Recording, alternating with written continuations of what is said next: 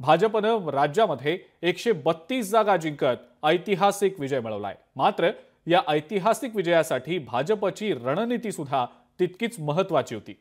लोकसभेला अंगलट आलेल्या मुद्द्यांना खोडून काढत एक नवा अजेंडा सेट करणाऱ्या भाजपच्या विधानसभा निवडणुकीमधल्या विशेष रणनीतीवर प्रकाश टाकणारा हा स्पेशल रिपोर्ट पाहूया।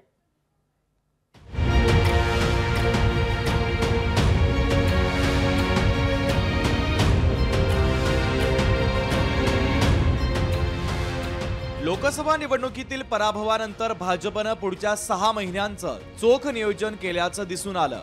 त्यात भाजपचे केंद्रीय नेते आणि केंद्रीय गृहमंत्री अमित शहा यांचा मोलाचा वाटा होता। लीडिंग फ्रॉम द फ्रंट या अमित शहांच्या अभियानात त्यांनी राज्यातल्या विभागनिहाय स्थानिक कार्यकर्त्यांसोबत संवाद साधला।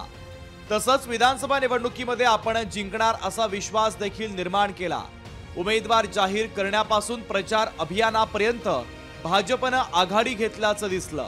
इतकंच नाही तर विधानसभेत भाजपनं नरेटिव्ह सेट करत विरोधकांना खिळवत ठेवलं।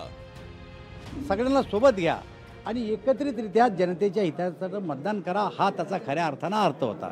पण काँग्रेसने आपल्या सोयीसाठी त्याचा नरेटिव्ह पसरवण्याचा प्रयत्न केला, पण या राज्यातली जनता हुशार आहे, त्यांनी त्याला काही मानलं नाही आणि मोदीजीच्या नेतृत्वावर भरोसा ठेवून या राज्यातली मतदारांनी मतदान केलं, त्यामुळे आमचं सरकार आलं। दरम्यान लोकसभेतील कोणत्या चुका भाजपनं विधानसभेत टाळल्या त्याही आपण पाहूयात। राष्ट्रवादी काँग्रेस असो की शिवसेना, जागा वाटपामध्ये भाजपनं मध्यस्थाची भूमिका घेतली। मोठ्या भावाच्या भूमिकेत राहताना प्रसंगी पडती भूमिका घ्यावी लागली तरी ती भाजपनं घेतली। तेथे प्रतिष्ठेचा प्रश्न केला नाही। जागा वाटपामध्ये काहींनी हट्ट केले, तेथे जागा आणि उमेदवार दोन्ही दिले।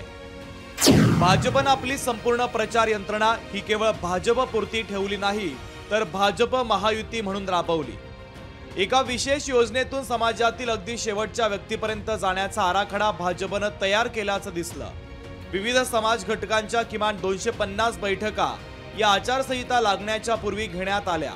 लोकसभेतील पराभव हा फेक नरेटिव्हमुळे झाल्याचं स्पष्ट करताना भाजपनं विचार परिवारातील संघटनांच्या मदतीनं तो नरेटिव्ह झिरो केला।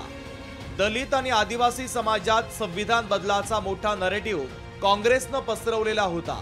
त्याला संविधान सन्मान यात्रेनं भाजपनं उत्तर देताना बौद्ध, मातंग यांच्यावर विशेष भर देण्यात आला। त्यासाठी देशभरातील आदिवासी नेते महाराष्ट्रात येऊन गेले आणि त्यांनी कानाकोपऱ्यात जाऊन आदिवासी समाजाला भक्कमपणे भाजपच्या पाठीशी उभं राहण्याचं आवाहन केलं। त्याचा अतिशय चांगला परिणाम या निकालामध्ये दिसून आला। लाडक्या बहिणीच्या खात्यावरती 1,500 रुपये जमा करताना महिला सशक्तीकरणाचा नाराही भाजपने दिला। त्यामुळे शेतकरी आणि महिलांना खुश करतानाच एक हे तो सेफ याचा नारा देत हिंदुत्वाच्या अजेंड्यावरती भाजपने मतं मागितली। लोकसभेमध्ये काँग्रेस आणि महाविकास आघाडीच्या मागे पळत जाणारा भाजप यावेळी मात्र सर्वांच्या पुढे दिसून आला आणि याचाच कारणीभूत म्हणून विधानसभा निवडणुकीमध्ये भाजप आणि महायुतीला एक हाती विजय मिळवता आला।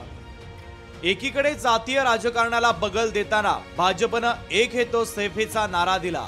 त्यात सज्जाद नोमानी यांचा व्हिडिओ देवेंद्र फडणवीसांनी शेवटच्या 4 दिवसात सर्व सभांमध्ये दाखवला।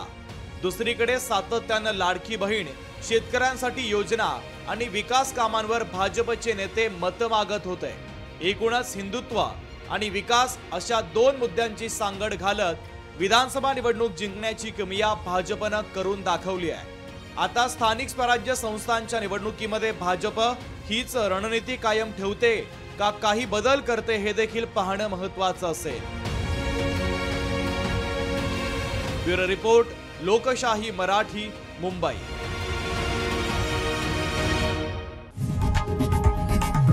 लोकशाही मराठी, ऐका, पहा, जागरूक रहा।